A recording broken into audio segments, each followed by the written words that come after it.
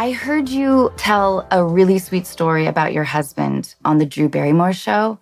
Will you tell us how you met? Sure. I got offered this part on Gotham, and I had a almost 1-year-old at the time, and I just was not ready to go to New York and shoot and be away from him. So I turned it down several times. And then, of course, they just kept upping the money, which is a great problem to have. And I was like, oh, God, like, okay, we'll make this work. And they sort of made me an offer I couldn't refuse. And the whole time I was really, really miserable about this idea that I was going to be away from him. And at the time, I was in a marriage that I shouldn't have been in, I think. Morena? Enough said. So emotionally, I was also looking for just something to fill the stuff that was lacking. Anyway, I ended up having to get on the plane on my son's first birthday to go shoot. And I was crying the whole flight, and I was miserable about it. My ex definitely threw that in my face a few times.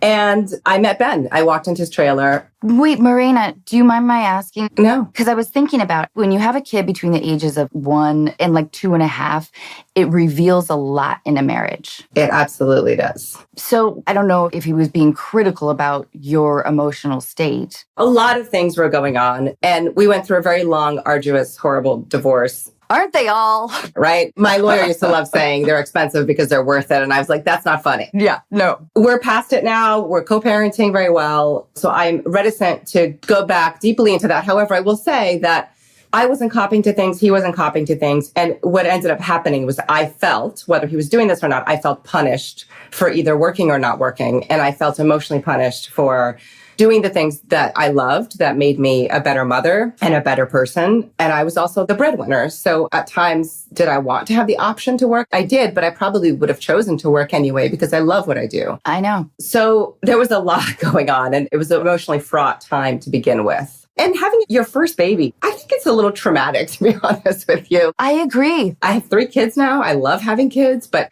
that first one, there's nothing like it. And you don't know. I mean, not that you ever really know, but you definitely learn to roll with it a little bit more. And that first one can feel like a giant change in your life. And it was he was a colicky baby. It was a difficult breastfeeding experience. And I was really raw in general. And in walks Ben. So the showrunner, Bruno Heller, tells Ben that I want to meet him before we start working the next day together. I had just went to set to have a fitting. It was pouring rain. It was like an October night in New York City. They were shooting somewhere in like Queens.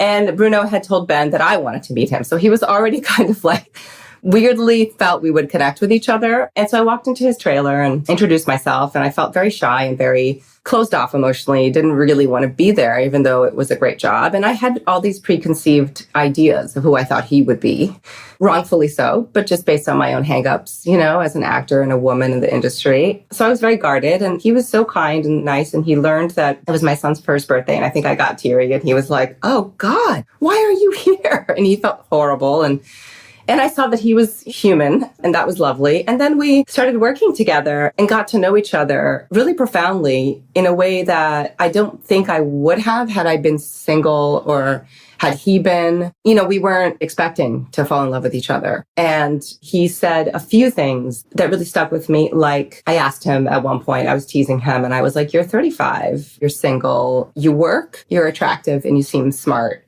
and in control of your emotion. Definitely suspicious. Yeah. I was like, what's wrong with you? Like, what's the red flag here? And he was like, I don't know. He's like, I don't want to settle. I want the things that I want, and I don't want to settle. And I was like, wow, that's very well put.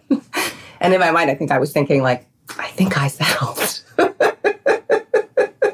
Something happens to a woman when she turns 30, I think. And it's different for guys. And I also think that there's this idea of checking things off the list. Absolutely. And I didn't have faith at the time to own it, that I wanted the things that I wanted, and it was okay to ask for what I wanted.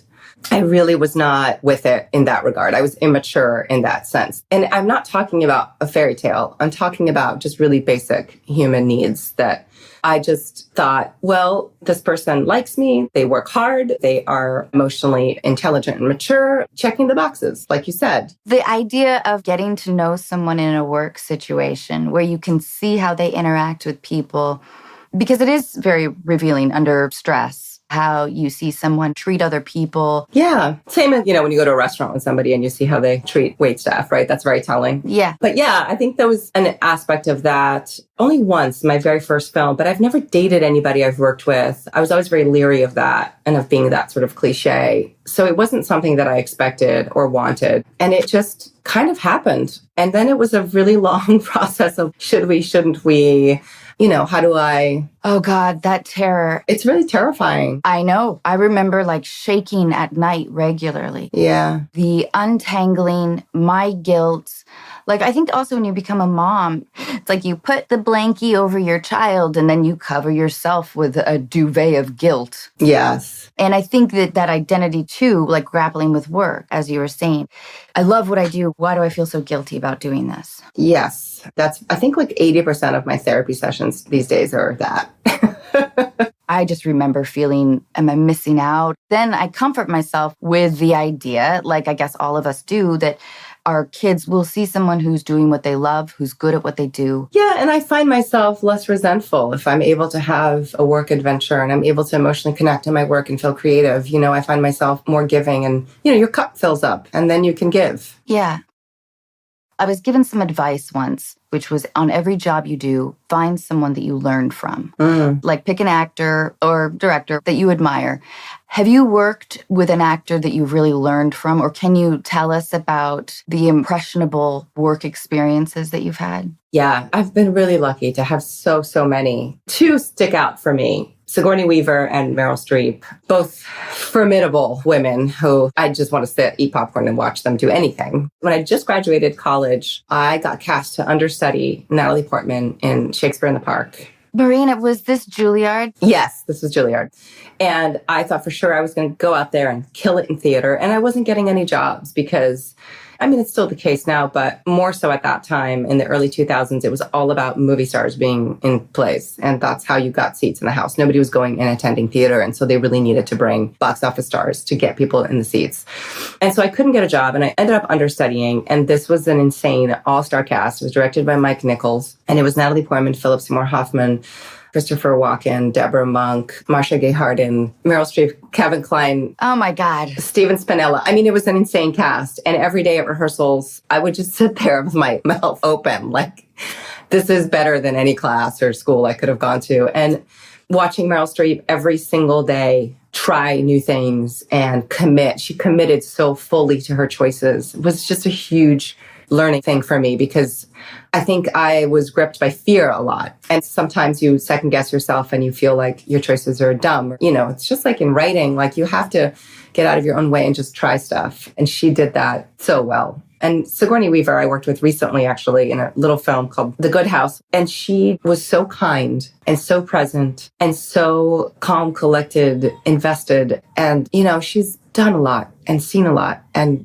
I believe she turned 70 while we were shooting that at her age to just look so beautiful coming from the inside out. And that she'd had all these experiences and was still so down to earth. It was just so cool. And being in scenes with her, she's so present and so giving. And there was so much play. It was so great. The generosity idea, in a scene, is so rewarding. It is. My 1-year-old screaming. He's one? Yeah. He's downstairs just hysterical about something.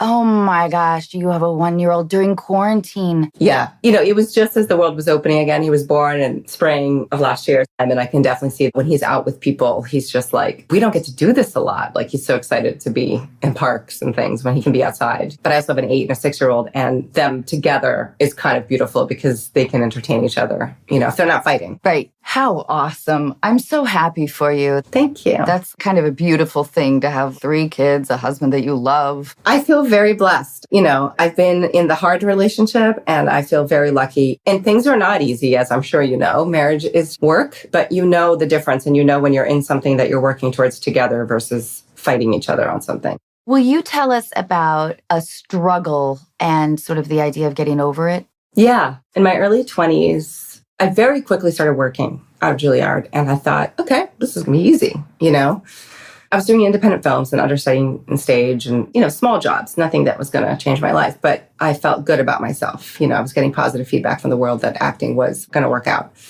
And then it dried up. I remember after I did Firefly, which was huge for me. It was my first TV job. I'd never gotten a paycheck that huge in my entire life. I didn't even know what to do with myself. I was 23 or 24. And then I couldn't get arrested. I auditioned on a daily basis. No positive feedback or no feedback or just, oh, she's great, whatever, nothing.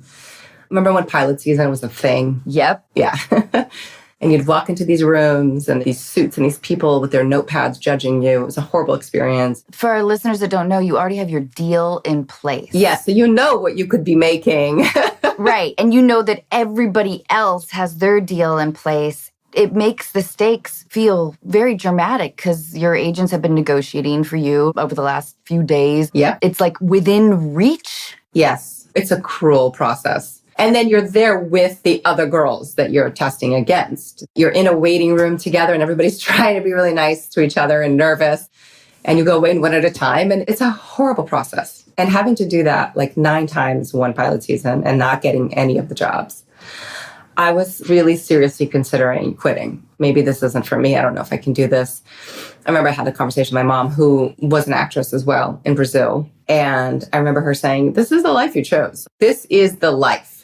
You're going to get discouraged. You're going to feel high. You're going to feel low. If you're really serious about this, stick with it. It's going to work. And I thought, wow, that's not the advice I was expecting from a parent. And I just stuck with it. And I remember going to an audition and thinking, I'm not going to get it. So I might as well have fun. I might as well see each and every audition that I work on as an opportunity to do my art, to play, to create, to go in there and have fun for myself. And who cares what anybody else thought? Man, that takes a lot of strength. Yes. And I think that experience with Meryl Streep, watching her commit so fully to the rehearsals and the choices that sometimes were not right, but they were compelling to watch because there was commitment.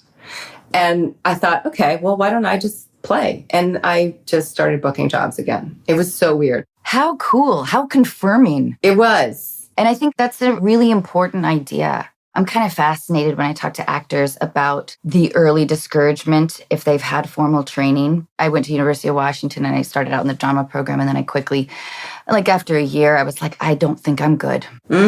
But I was okay with that. I wanted to write. I wanted to explore other things. But I also don't know if I want to go through the heartbreak of rejection when I've emotionally invested. Was Juilliard an encouraging place? No, it wasn't. I was so young. I started when I was 17. And I was a hard ass. You know, I grew up in New York. I thought I was really tough. So I had a bit of a chip on my shoulder. And I'm sure they were just trying to like soften me in some way in order for me to be able to be vulnerable, which is one of the privileges as an actor, is to use your vulnerability, right? But I don't know that their technique is all that helpful, truthfully. I learned incredible discipline. And I've had to do accents recently. And I think if I hadn't had the Juilliard training, perhaps I wouldn't be able to dive in the way that I was able to so quickly with that stuff. Technically, I feel very proficient, but emotionally, it was really difficult. And at the time, and I think the school has changed quite a bit, at the time that I was there, which was 22 years ago, it was very much about tearing you down and building you back up. And I don't necessarily agree with that. When I left the school, I was confident, but I wasn't authentic. Like I wasn't me. I felt like I was this trained robot. How interesting. And I was lacking the very thing that I think was going to draw people to me. And I was a Latin American 20-year-old from New York, and I spoke perfectly, and I wasn't getting hired. The industry has changed a lot. At the time, you would get the parts that you got based on what you looked like, 100%. It's changed a bit now, but I went in for every Dick Wolf show, every Law & Order episode ever, and never booked a single one of them. I was too high class. Anyway, so I felt like the school did me a disservice in that respect. The parts that I was trained to play, I wasn't going to get. They were very out of touch with the world they were sending me out into, and I had to kind of figure that out for myself.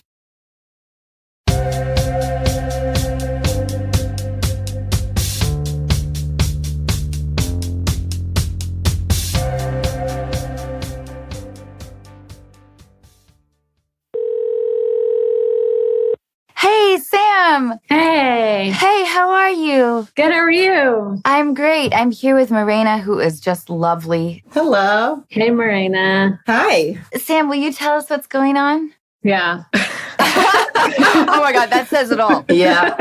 It's kind of a long story, but I met this guy on a dating app. First date, right off the bat, he was like, I'm looking for a relationship. I was like, okay. People don't usually say that right off the bat. So I was like, me too. This is great. Date went really well. We said goodbye and he said, okay, do you want to hang out in 2 days and on Wednesday? And I was like, that's fast, but sure. And so he kind of set the tone for this relationship. We started hanging out pretty much like every other day, 5 days a week. It was going really good for 5 months straight. We were in it. It was great.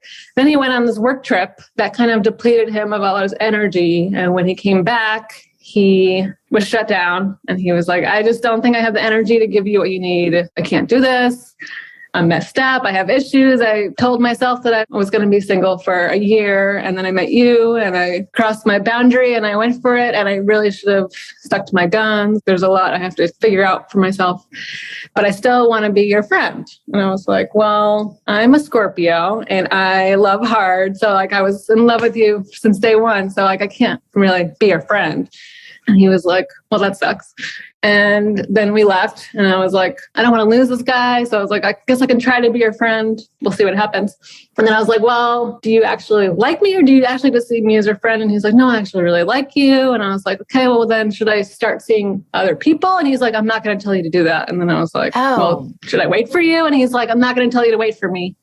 And I was like, well, you got to give me something. Oh my God. This is impossible. I know. And so we've been hanging out as friends for like a month, but it's like ever since he said that, his walls kind of came down. And so we're seeing each other like once or twice a week now for like long periods of time. He's still buying me dinner. He just like made me a coffee table. Made you a coffee table? Yeah. He's like doing all these acts of service for me, but he still, every time I bring it up, he's like, I can't, I'm not going to be able to for a while. Like, his boundaries came down because now we're just friends and I feel like he's opening up more. I have a question. If he doesn't want a relationship or he's not ready, why is he on a dating app? Well, he thought he was ready, but then when he started being in a relationship, he was like, actually, I'm screwed up and I need to figure my shit out. And I was like, well, now's not really the time to isolate yourself. Right. I have a few questions. Yeah. Is he blaming sort of the not readiness on his previous relationship?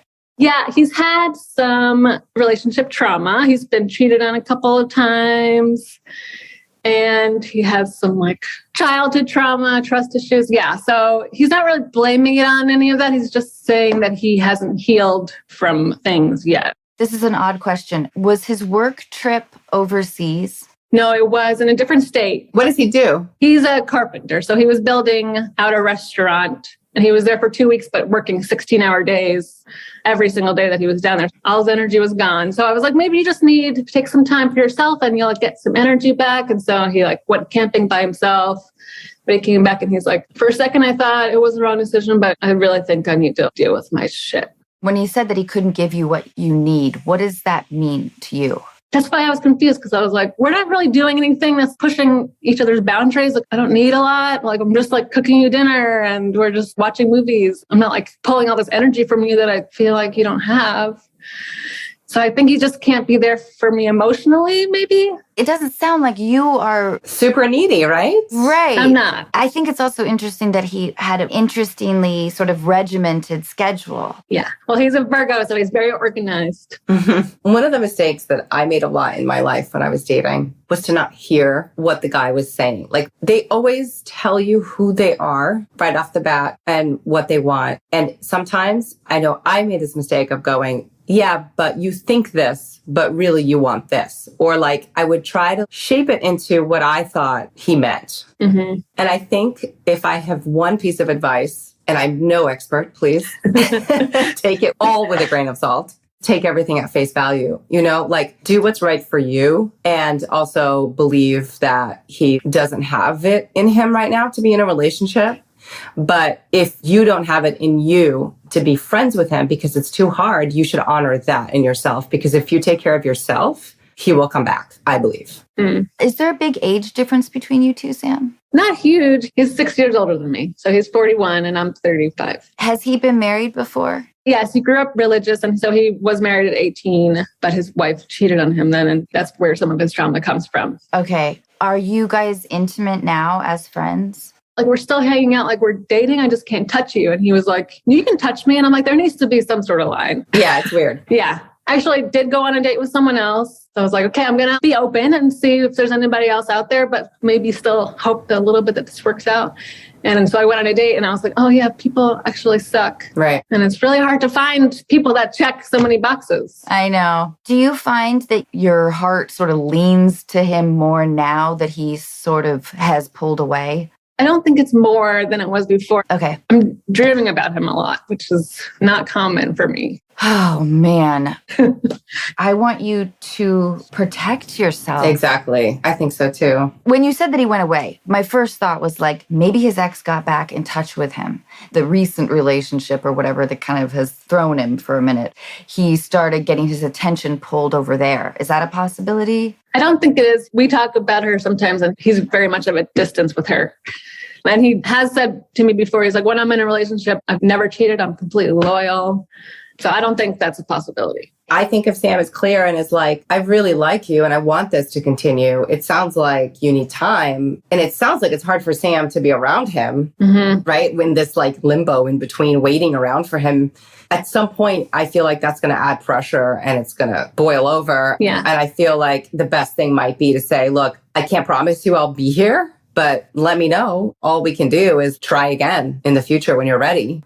Yeah. I know that's hard. Because I don't want to feel like I'm like waiting around for this person. Right. That's not right for you. Yeah. But I'm also like, he's pretty great. I get it. Yeah. Yeah. If you guys continue this pattern, how locked into this identity in his eyes are you? If you've taken a step backwards and if he is fine for the rest of his life seeing you every other day, that's a particular personality. You want to feel the reciprocation of your feelings. 100%. Yeah. And you can't get any answers out of him. It sounds like he truly doesn't know. Yeah. Every time I'm like, what do you need? What do you want? He's just like, I literally don't know. I don't know what I need. I don't know what I want. What do you want besides being with him? Like, what do you want for yourself right now? Well, I definitely am looking. I feel like I've had a long time to process my past relationship. And I'm at a point where I'm ready to get into something serious. And that's kind of my pattern is I always like give myself 2 years between relationships to really like heal myself. And he seems to be the opposite where he just like keeps jumping in. When you guys hang out and like have these conversations, what are your normal activities? Do you guys watch a movie? Do you go to dinner? Yeah, we either cook dinner or we've been going out to dinner and he's been paying for me the whole time. And then honestly, right now he's like doing projects around my house and then we like take a walk and then we talk and I like try to get inside of his brain a little bit. Like I'm like, you know, every time we're going to hang out as friends, I'm going to bring this up because I love you. So I need to like pick you apart a little bit more because I don't want you to forget how I feel. I had a weird radical idea. I'm ready. I wonder if you need to take a camping trip with him. Something where communication is kind of forced a little bit, like real meaningful communication is the circumstances forces it. Yeah. Meaningful time together without distraction. That's a good idea. Maybe things will become a little more clear for you. If you get the sense that this is a situation where you will always like him and want more than him, just a little bit more than he does, that's a rough way to live. Yeah, no, that's no way to live. Yeah. It's tough. So I just wonder, and it might be also really fun. That's true. And it's also, that's kind of his comfort zone. That's what he does for himself mostly. So yeah. Totally. When you guys took a vacation together, where did you go? We went to the coast, which was really nice. And he has done some work on people's houses. So they gift him free weekends places. So that was really nice. Awesome. Yeah. How does it feel to propose something like that? I mean, it sounds like you guys are still involved. And that's the complicated part is that you're still involved. Yeah, because he's like, I'm not ready for a relationship. But I'm like, well, this is a relationship. Maybe we're not dating. During the 5 months when you guys felt more solid, did you guys put labels on it? Did he call you his girlfriend? No. And I kept trying to sneak in, calling him babe every once in a while, but he never reciprocated that. He's wary. He sounds like a good guy, though. He's a great guy. And I feel like he's never had problems committing in his past. I'm like, what is it this time? It's because he's grown a little bit? Or I'm like, is it me? It's a tough situation because it is so blurry. It's blurry. And I don't want to put the pressure on him either, but I also want to know more. Right. And it sounds like you could definitely continue having this friendship if you can stomach the idea of not having it defined, of not knowing where the future is. I mean, because it's nice because he still values you. It's not like you're his fuck buddy. Right. I wonder if you could propose, hey, would you feel like going camping next month for a weekend? His reaction will be telling. Yeah. Yeah, I'll definitely do that. If this does work out, be gentle with commitment talk and view it more as a learning opportunity for you. Okay. You're learning who he is in a more profound way. He may want to be single for the rest of his life. Yeah. He's like, I don't know if I'll ever be ready. I kind of want to just run away into the forest by myself. Well, like I said, they tell you exactly who they are. Yeah. It's just whether or not you want to listen. I get warning signs. That's what I get. I do too. I do too. But I'm like, I don't know. I also have a tendency being with people that I feel like I can fix. Mm-hmm. Yeah. And it seemed for the first 5 months that he wasn't that person. And I was like, I finally beat this pattern. And I'm like, oh, wait. Oh, wow. I think simultaneously, whatever you decide, take care of yourself and just keep yourself out there. I would say keep dating. Definitely. And it's going to suck. It's going to suck. And you may not meet somebody great right away, but eventually you will. I have faith in that. But it'll be distracting for you. And I agree with Morena. And I think you can't fix the commitment element. It's just like slow pain. But that's why I just wonder, without telling him, if this camping trip that I'm imagining can be your personal test. Yeah. But I would definitely keep yourself distracted. Time and distraction are the only ways to get over heartbreak. Don't you think, Morena? Yeah, really time. Time does the work. Sam, you're single. You're single with a good friend who helps you around the house. Exactly. Yeah. Exactly. But now I have all those reminders of him everywhere, too. That's what he wants. I know. Oh. He's keeping you interested. Yeah, maybe. I don't think he wants to lose her, obviously, but he's also not ready. And so Yeah. I think it's a little unfair. I really do. Yeah, I do too. I do, too. He sees how great she is and he doesn't want somebody else to get it, but he's also like not quite ready. I mean, I think at a certain point, he's going to have to jump or not, you know? Yeah. Maybe you can say, look, without putting pressure on you, I'm willing to do this for this long and then we can reassess. You know, you could also take that approach and say, okay, if you need time, that's fine. I need to reassess in a month, in 2 months, and whatever the time frame is that you feel is right for yourself. Okay, yeah, that's a good idea. And then see, you know, if you can continue to do this or if he's feeling differently or what. With time, you just won't feel it quite as hard. And when he repeats, like, I'm not ready for this, it just won't land as hard. You've heard it before. You're protecting your heart. Yeah. Because the other way to go would be telling him, this is hard. You know that I really, really like you. I have strong feelings for you. And it's hard for me to be in this limbo. And I respect that you don't know where you're at. I love you, but I think it would be good for me to not see you for 3 weeks, 4 weeks. When was the last time you saw him? Last week. You don't have to be proactive in that. It depends on what feels comfortable to you. Or if truly sussing it out with this knowledge for the next 4 months, see how your heartbreak level is. I mean, that's a fair way to go too. Unless there's a drastic change in him, it sounds like this is a slow death. Yeah. And I'm really sorry. Thank you. But I think Morena's right. I think you should continue to date. You have to force yourself. You're going to hate it. It's going to suck. Yeah. I think also something happens to a guy when you are too available to them. And this is even true in marriage. You know, if you don't have your own interests and you don't have your own life and you don't have your own sense of self, it's not attractive to guys. Mm-hmm. And I'm not saying you have to play games. I'm talking about the genuine taking care of yourself. Yeah. I think that as you give up hope, which I think is probably wise to protect your heart, Yeah. you can still assess things from a distance and enjoy each other's company and have them fix shit around your home. I know. It's so functional. I love it. And then one day you'll see the coffee table and it won't really occur to you. Yeah. The horrible but practical advice is to, unfortunately, continue dating and distract yourself. Yeah. And I think you can still be in each other's lives, but just gauge that pain. But I do believe that if he loves you, he will come around. I don't think if you walk away that you're losing him necessarily. I mean, I think that's a hard thing to trust, but I do believe that if it's meant to be, it will be. And that you don't have to fear destroying it somehow. Or like if you don't hold on to it, that it won't happen. Okay. Can you wait for him to come to you? At first I was like, you let me know when you want to hang out, because I obviously want to hang out all the time. And so I like put that on him, but then I felt it hard not to be like, look what I did today. I know. The hardest part. So when does he come to you? He's very good at following up. This dude is confusing. He's so confusing. I know. And every time he like does a project, I feel like he's always leaving a breadcrumb for next time. Oh my God. Do you have like a close girlfriend or somebody? I feel like I've literally talked to maybe like 100 people about this. I just mean like when you get that urge to like check in with him or to share something with him, can you share it with your girlfriend instead? Yeah. You know what I mean? First. Yeah. And then see if it satisfies that urge. Yeah. And then, you know, just like give it a pause and just see how much he comes to you. Yeah, that's good advice. We've been there. It makes us better people. It though. does. Yeah. Everything will be all right. It really will be. Yeah. It will be. It always is. It always is. It's true. You're a smart woman. You get it. Thank y'all. I love you. Thank you so much for sharing this. Love you guys. Thank Thanks. you. Nice to see you. Bye, Sam.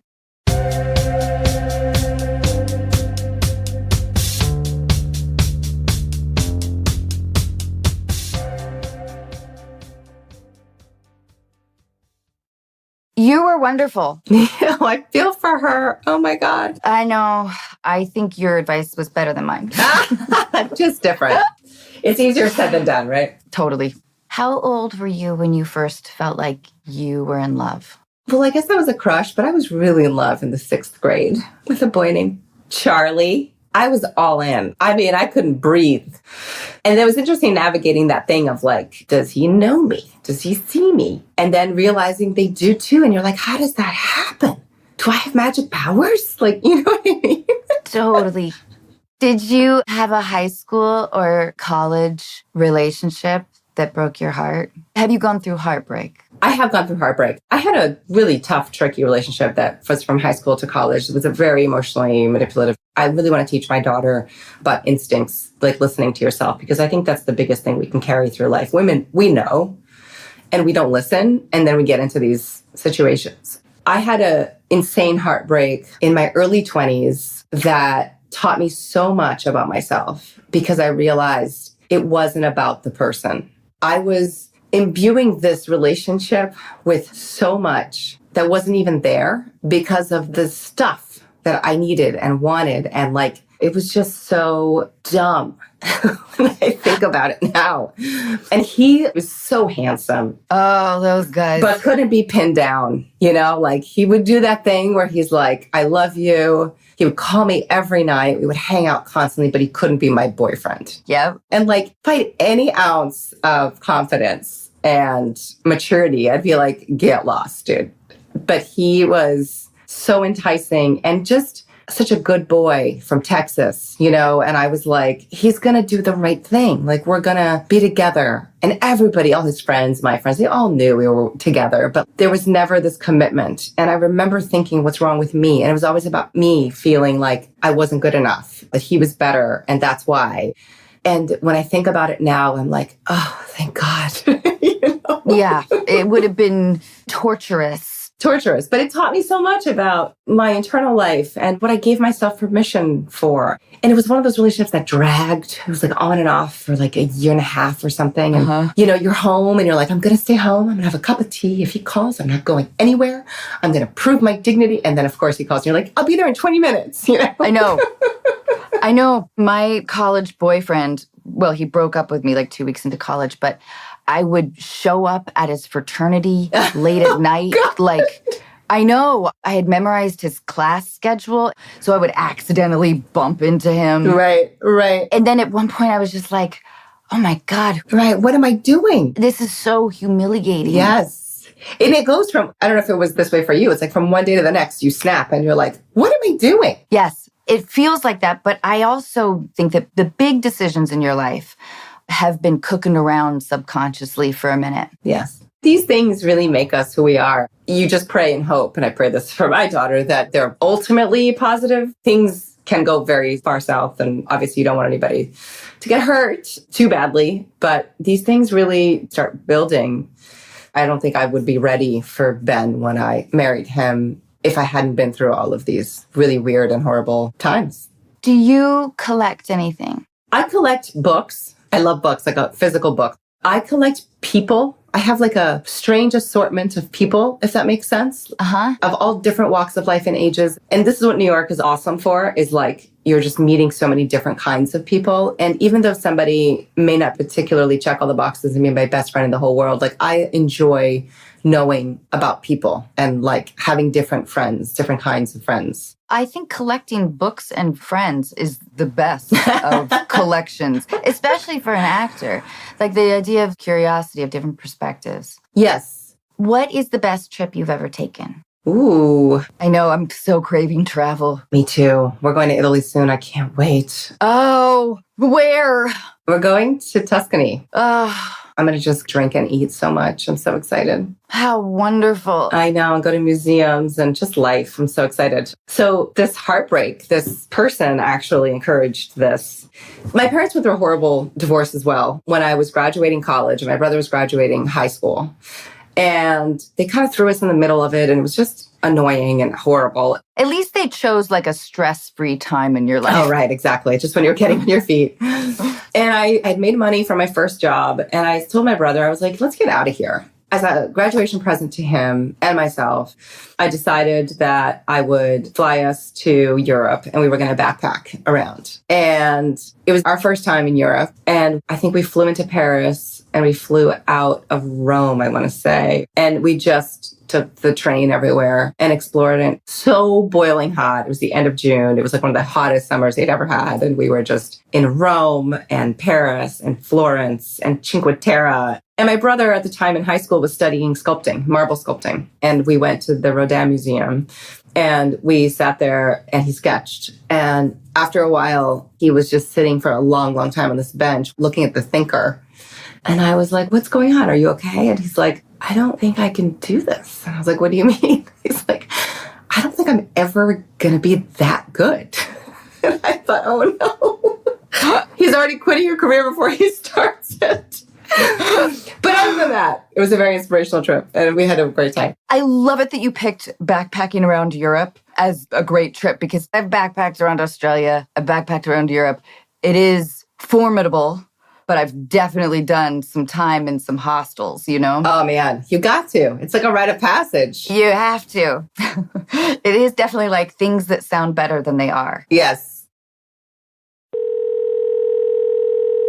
Hey, Claire. Hello. Hi. Claire, thank you so much for your letter. I'm really excited to talk with you. This is Morena. She is awesome. Nice to meet you. Also, I love your work, by the way. Thank you very much. Nice to meet you. Will you tell us what's going on? Absolutely. I've been married to my husband for about 2 years and we've been together for 5. And we met at this bar, which he owns. It's a really special place. It's like a second home for me. And we spend a lot of time there. And I naturally get very emotionally attached to the employees that work for him. I feel protective of them and I am very fond of them. And sometimes it's very sad for me when they get let go. And a lot of times it's justified, but recently a girl had to get fired for lots of legitimate reasons, but I was over-identifying with her because she reminded me of myself at her age. And I didn't really agree with how my partner handled the situation, but it made a lot of sense from his perspective because he's very business focused, but I'm very emotional. And so I wanted there to be a lot more coaching and hand holding, but he was just like, this isn't good for my business. I have to fire her.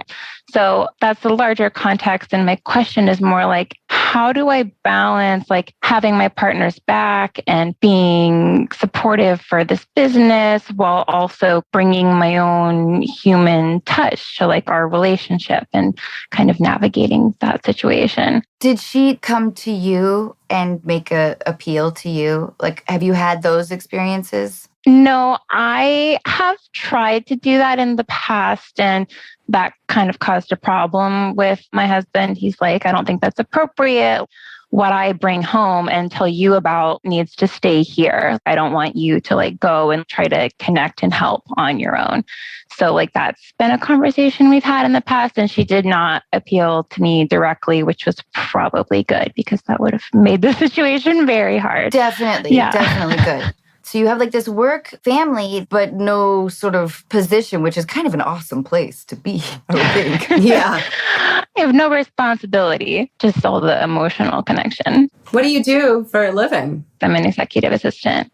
And I come from like a very corporate, like retail background. So I have a lot of ideas about how to like manage employees and coach employees from what I've seen from my professional experience. Yeah, I was just going to say, it sounds like you have a natural ability to sort of lead or to want to like form a work environment. Mm-hmm. You seem very apt at that. And that's probably a hard thing to see happen and not be a part of. Mm-hmm, definitely. I think that with guys, I don't know if your husband is, but is he like alpha male? Is he like the one in charge? I don't mean this in a bad way. I just mean like, does he like to be the one in charge and it makes him feel good? Sometimes. He's not like super alpha, but he is very sure of himself and confident and kind of knows what he wants and what he will and won't tolerate. I feel like with a guy like that, it can feel like criticism when you offer sort of like advice on how to handle a situation. And that's probably where the conflict is coming from. Mm-hmm. But I totally hear you on your connection to these people. And that's very genuine. Mm-hmm. So that's tough. I try to like say things like, if it were me, this is how I would want to be managed. Right. And kind of try to frame it in that way, or say things like,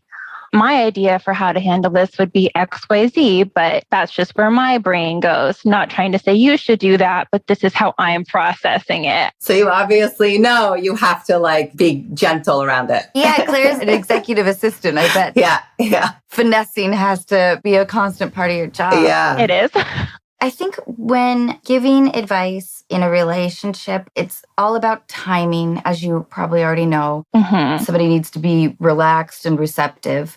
And then I think it's about the intro.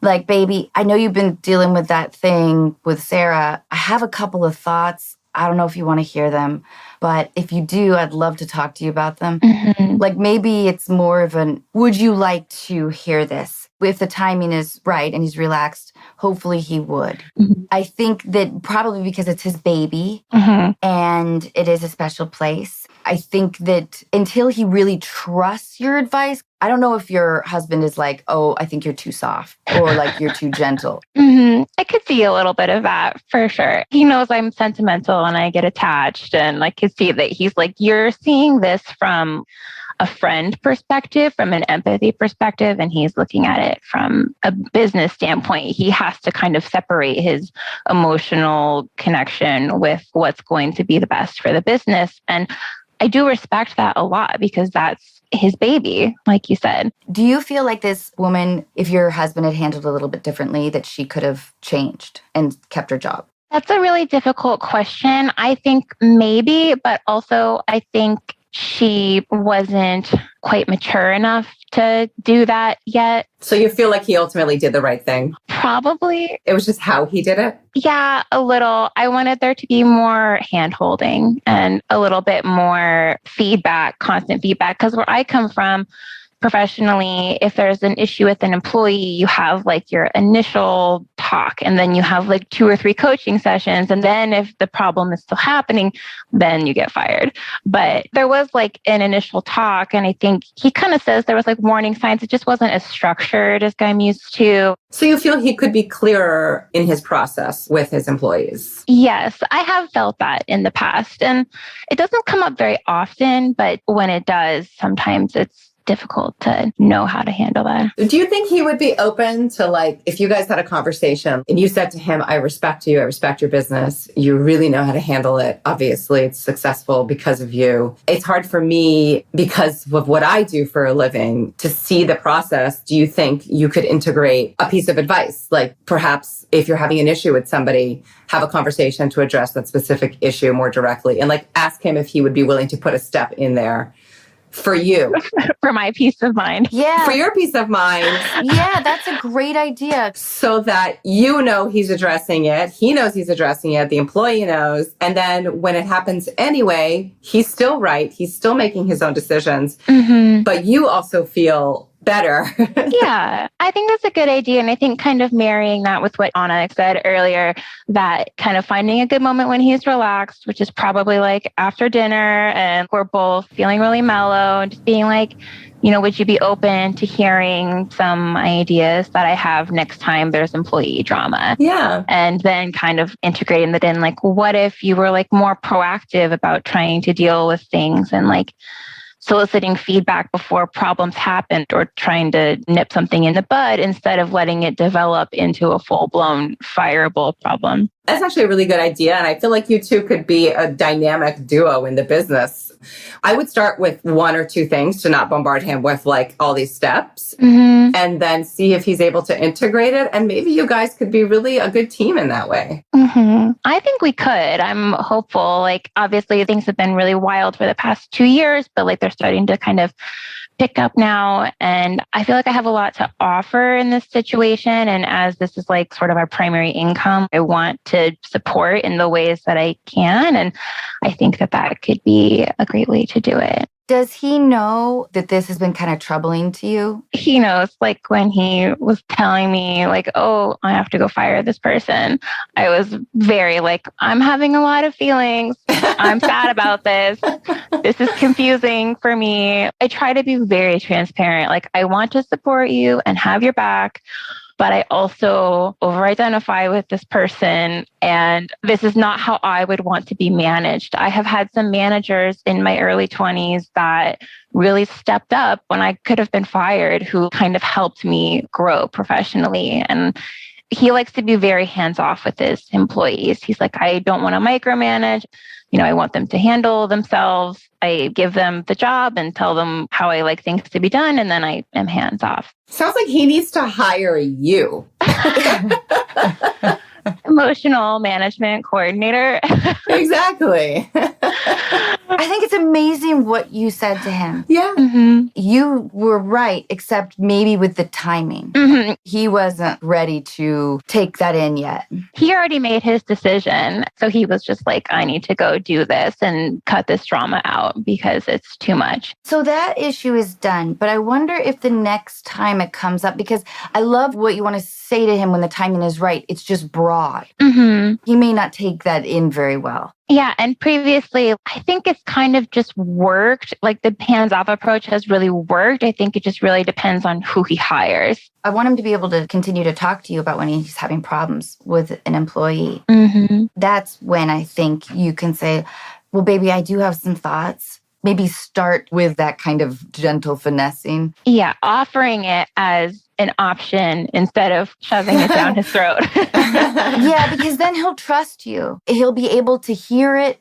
He'll chew on it. It'll be in the back of his head. And then slowly he'll be more receptive. I want him to understand it, and I want him to be open to it. And then I think a year from now, he could very well be like, honey, what do I do?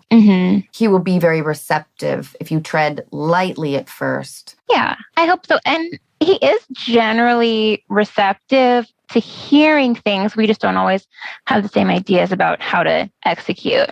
My management style is different than his management style. I'm much more like weekly check-ins. How are you doing? How are you feeling? Can I do anything to support you? And I trust that everything is fine until you tell me it's not. Right. Well, he's a man. I love what you said to him, though, that you had some managers early in your career that really helped you. That's a great approach. Like your personal experience, he sees where you are now. Maybe reiterating that idea a couple of times. Sounds like you guys are good communicators, though. Yeah. It's been a process, of course. Yeah, of course. I mean, we're always learning how to better communicate and when to better communicate. It's hard. The timing stuff is really hard. I always give that advice, like it's all about timing. I'm awful. It's hard. You have the feelings that you have when you have them. You can't control that part. Yeah, absolutely. Yeah. And I say this to him a lot, like at the end of the day, I want to have your back and I want to support you and I stand by you and I don't want to undermine anything that you're doing business wise. It is working and it's great. I just have thoughts about how it could be a little smoother sometimes, or how you might be able to be a little bit more of a mentor, but you have to actually want to be a mentor. Just because this is a role you could fill doesn't mean it's a role he wants to fill. Right. I see what you're saying. So if I can kind of frame it as a benefit for the business long term, I think he would respond to that a lot better. That's a really good point. I think you're incredibly considerate. You are clearly a great communicator. I try. I mean, it's been a long time developing and learning through trial and errors. And I really appreciate you guys taking my call. And I think you have a great point of just being like, I have some thoughts about how this could go if you want to hear about it. The fact that you're able to frame it that way is very smart of you, I think, to just give him ownership of that is really smart. Absolutely. Claire, thank you so very much. Thank you. Thank you. I appreciate both of your time. Nice to meet you. Thank you. Have a great day. Thank you. Bye.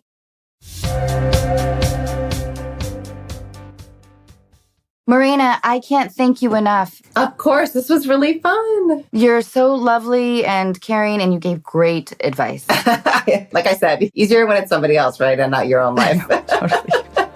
Thank you so much, Morena. My pleasure. Take care. Bye. Bye.